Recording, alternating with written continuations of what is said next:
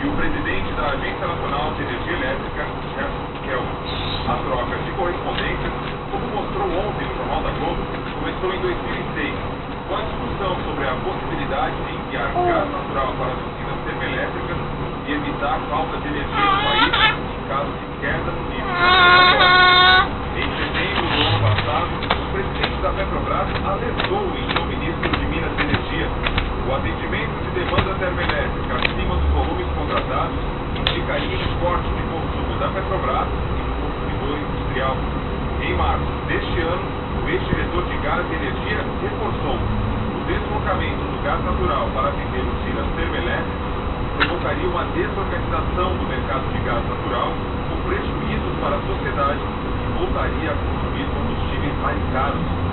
O então ministro de Minas e Energia cobrou do presidente da Petrobras um plano de expansão da oferta de gás natural para o abastecimento de usinas termoelétricas e disse que não poderia admitir nenhuma fragilidade no momento em que o governo buscava a aceleração do crescimento do país.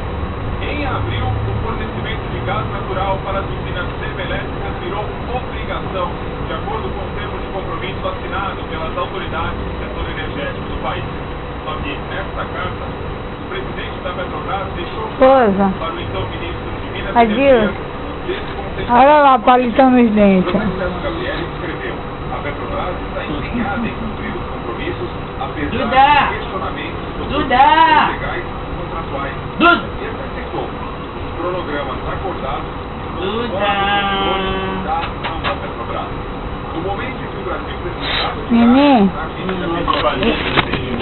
e o presidente da Petrobras relatou ao diretor-geral da ANEEL, diante da crise de energia na Argentina, a Petrobras, seguindo a orientação da presidência da República, reduziu a quantidade de gás transportado da Bolívia. A medida permitiu que Calma, Gil, tira daqui.